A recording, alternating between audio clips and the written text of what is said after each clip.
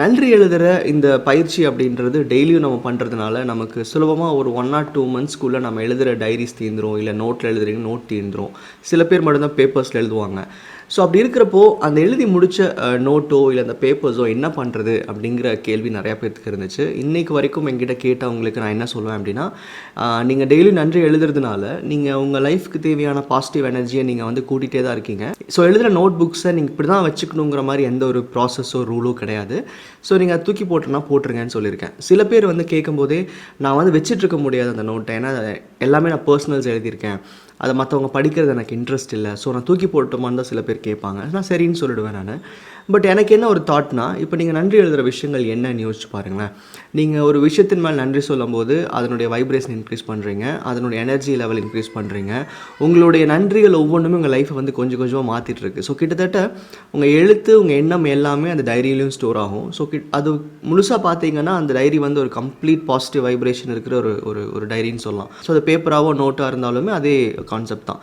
So ஒரு complete positive vibration இருக்கிற ஒரு விஷயத்தை ஏன் உங்ககிட்ட தூக்கி போடணும் அப்படிங்கிற ஒரு தாட் எனக்கு இருந்துச்சு. ஸோ இது வந்து என்னோட பர்சனல் லேர்னிங், ஒரு அண்டர்ஸ்டாண்டிங் லெவலில் நான் சொல்கிறேன். இது உங்களால் முடிஞ்சுது அப்படின்னா கண்டிப்பாக நீங்கள் முயற்சி பண்ணுங்கள்.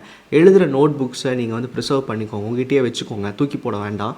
ஏன்னா நீங்கள் என்னைக்கு இருந்தாலும் அதை எடுத்து திருப்பி படித்து பார்க்கலாம். படித்து பார்க்கும்போது உங்கள் லைஃப்பில் அன்றைக்கி எதெல்லாம் இருந்துச்சு, இன்றைக்கி எவ்வளோ விஷயங்கள் இருக்குன்ற அந்த ஒரு பாசிட்டிவ் கம்பேரிசன் உங்களுக்கு கிடைக்கும். இல்லைனா ஒரு நாள் எழுத முடியல அப்படின்னா ஒரு பழைய டைரி எடுத்து நீங்கள் வந்து எழுதின விஷயங்களை படித்து பார்க்கும்போது ஒரு நல்ல பாசிட்டிவ் எனர்ஜி கிடைக்கும். ஸோ புக்ஸை ஸ்டோர் பண்ணிக்கோங்க. அது வந்து கண்டிப்பாக உங்களுடைய எனர்ஜி லெவலை எப்பவுமே ஹையாக வச்சுருக்கும் நான் நம்புகிறேன். சில பேர்த்துக்கு ஒரு கேள்வி இருக்கும், நான் இப்போ வந்து அதை வச்சுட்ருக்க முடியாது, நான் தூக்கி தான் போடணும், மற்றவங்க படித்தா நல்லா இருக்காது அப்படின்னு கேட்குறவங்களுக்கு ஒரு சின்ன ஒரு தாட் எனக்கு இருந்துச்சு. இப்போது ஃபார் எக்ஸாம்பிளுக்கு இதுதான் என்னோடய டைரி, இப்போ நான் எழுதிட்டுருக்கிற கிராட்டிவ் டைரி இதுதான்.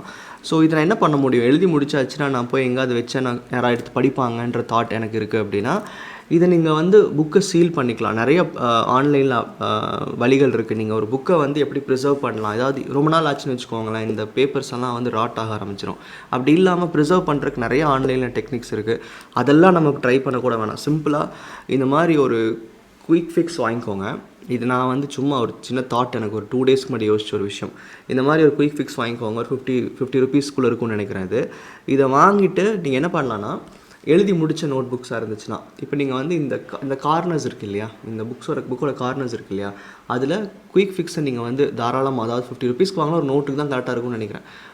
நீங்கள் வந்து ஃபுல்லாக குயிக் ஃபிக்ஸ் போட்டுட்டு, அதாவது எல்லா பக்கமும் இந்த 3 பக்கமுமே குயிக் ஃபிக்ஸை போட்டுட்டு, இதை வந்து அப்படியே ஏதாவது வெயிட்டுக்கு கீழே வச்சு இதை மேலே அந்த புக் மேலே நிறையா வெயிட் வச்சு அமுத்திட்டிங்க அப்படின்னா, ஒரு 1 day விட்டிங்கன்னு வச்சுக்கோங்களேன், இதெல்லாம் ஃபுல்லாக சீல் ஆகிடும். சும்மாவே குயிக் ஃபிக்ஸ் உடனே ஒட்டிடும். கொஞ்சம் கம்ப்ரெஸ் பண்ணிங்கன்னா இந்த குயிக் ஃபிக்ஸோட சொல்யூஷன் வந்து ஃபுல்லாக பேப்பர்ஸ்குள்ளேயும் கொஞ்சம் ஸ்ப்ரெட் ஆகும். அப்படின்றனால இதை நீங்கள் ஆக்சுவலி ஓப்பனே பண்ண முடியாது. இந்த பார்ட் சுத்தமாக ஓப்பன் பண்ண முடியாது. ப்ளஸ் அப்படியே பண்ணாலும் கிழிச்சு தான் எடுக்கணும். அதனால் மேபி இந்த மாதிரி ஒரு சின்ன தாட், அவ்வளோதான். நீங்கள் வச்சுக்கணும்னு நினச்சிங்க, ஆனால் மற்றவங்க படிக்கக்கூடாதுன்னு நினச்சிங்கன்னா இதை நீங்கள் ட்ரை பண்ணலாம். இல்லைனா ப்ராப்பராக ஒரு புக்கை சீல் பண்ணி லைஃப் லாங் ப்ரிசர்வ் பண்ணுறதுக்கு ஏதாவது ஐடியாஸ் இருக்கும், அதை நீங்கள் ஆன்லைனில் சர்ச் பண்ணி பாருங்கள். இது எல்லாத்துக்கும் ஒரே ஒரு காரணம் என்னென்னா, நீங்கள் ஒரு 1 month 2 month உங்களுக்குள்ளே க்ரியேட் பண்ண பாசிட்டிவ் எனர்ஜியை, உங்கள் லைஃப்க்கு யூஸ் ஆன பாசிட்டிவ் எனர்ஜியை ஏன் தூக்கி போடணும், அந்த நோட் புக்ஸ் அப்படியே வச்சுக்கலாம் அப்படிங்கிற தாட்னால தான். இது என்னோடய பர்சனல் கருத்து தான். இதில் வந்து நான் எங்கேயும் படித்து இல்லை அண்டர்ஸ்டாண்ட் பண்ணிக்கிட்டு ஒரு எனர்ஜி லெவலை புரிஞ்சுக்கிட்டு நான் சொல்ல, பட் எனக்கு ஒரு சின்ன தாட் வந்துச்சு. ஸோ உங்களுக்கு இது கம்ஃபர்டபுளாக இருக்கும் அப்படின்னா முயற்சி பண்ணுங்கள். இல்லாட்டி உங்களுக்கு என்ன சஜஷன் இருக்குன்றதை கீழே கமெண்ட் பண்ணுங்கள். இல்லை இந்த சஜஷன் பெட்டராக இருக்கும் அப்படின்னா நீங்கள் ஃபாலோ பண்ணுறீங்களான்னு சொல்லுங்கள். இல்லை இது நீங்கள் ப்ராப்பராக ப்ரிசர்வ் பண்ணுறதுக்கு வேறு ஏதாவது நல்ல டெக்னிக் உங்களுக்கு தெரிஞ்சாலும் அப்டேட் பண்ணுங்கள். ஸோ மற்றவங்களுக்கு அது யூஸ்ஃபுல்லாக இருக்கும். நன்றி.